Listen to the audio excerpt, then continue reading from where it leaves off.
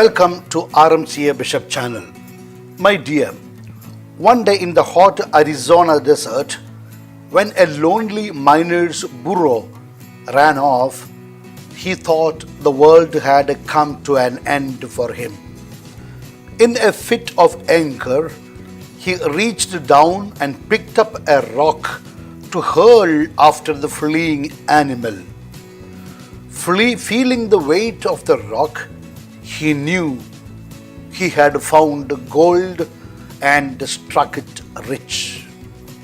The miner found what turned out to be one of the richest gold mines in what was then Arizona territory.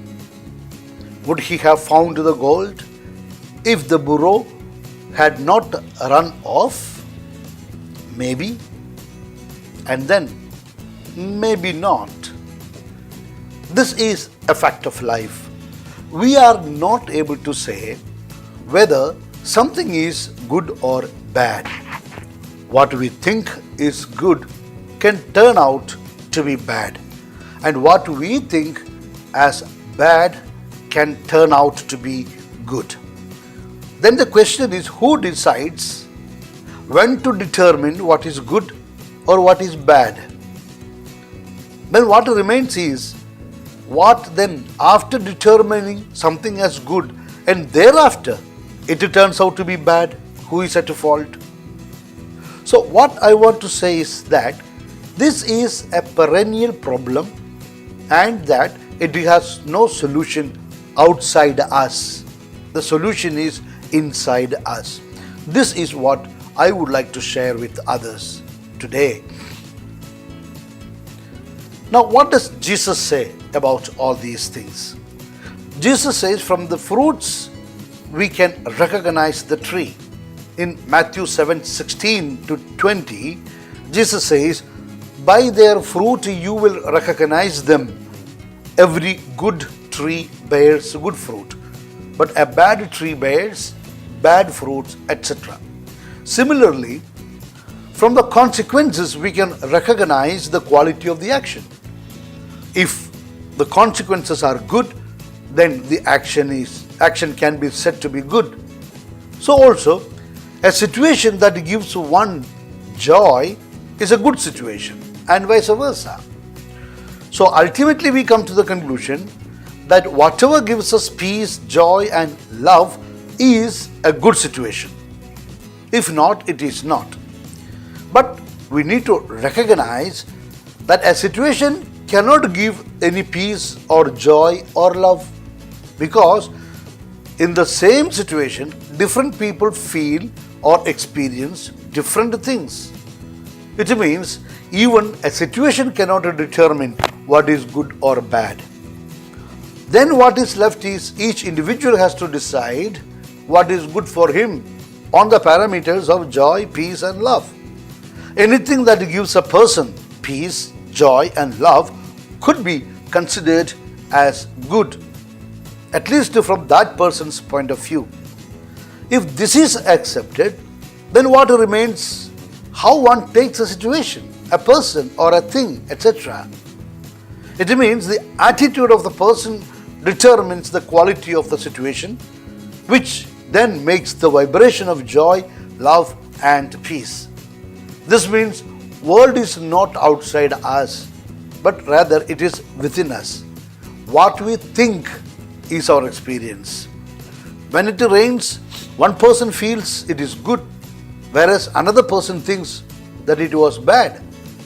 Rain may be a blessing for a farmer, whereas it may be a big hindrance for the constructor of a building, etc. Man has a very limited understanding of the situation and circumstances, of people and happenings, whereas God has the fuller view. Since God loves us, He will not allow any negative things to happen to us. This is our faith.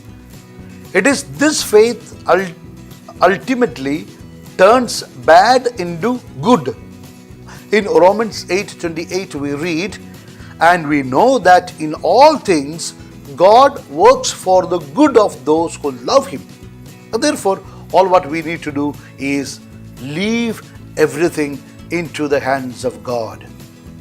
My dear, God knows everything. He loves you. He will not allow anything negative to happen to you. Therefore, even if something looks negative happening to you, please think that a process is going on, at the end of which you are going to be blessed in a mighty manner, because God can change a misfortune into a great fortune. It's all in the hand of God. So wait for God, who unfolds the good fortunes for you. Keep your hearts open to the future, which is safe in the hands of the Almighty.